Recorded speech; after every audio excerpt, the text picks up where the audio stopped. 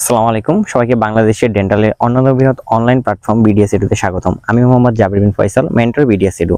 আজকে আমরা আলোচনা করব আমরা কিভাবে আমাদের ওরাল ক্যাভিটি অথবা ওরাল হাইজিন মেনটেন করতে পারবো। শুরু করা যাক। First of all, টুথব্রাশিং।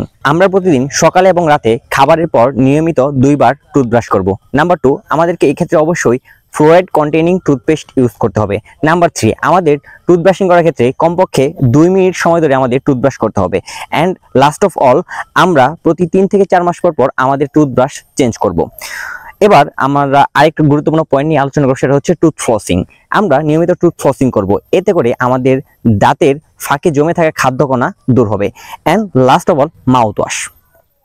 Mouth wash আমরা অনেক সময় টুথ এক্সট্রাকশনের পরে বা বিভিন্ন ডেন্টাল প্রসিডিওর পরে আমাদের ডেন্টিস্টরা সাজেস্ট করে থাকে। এক্ষেত্রে আমাদের মাউথ ওয়াশ যাদের ওরাল ক্যাভিটিতে ব্যাকটেরিয়া বেশি পরিমাণ গ্রো করে সেই ক্ষেত্রে ব্যবহার করে। এই যে আমরা মাউথ ওয়াশ ইউজ করব, অবশ্যই এটা অ্যান্টিমাইক্রোবিয়াল অথবা ফ্লোরাইড কন্টেইনিং মাউথ ওয়াশ হতে হবে। এক্ষেত্রে সুবিধা কি? এক্ষেত্রে সুবিধা হচ্ছে আমাদের ওরাল ক্যাভিটির যে ব্যাকটেরিয়াগুলো আছে সেইগুলো বেশি পরিমাণে গ্রো করতে পারবে না এবং আমাদের ওরাল এনভায়রনমেন্ট হাইজিনিক থাকবে।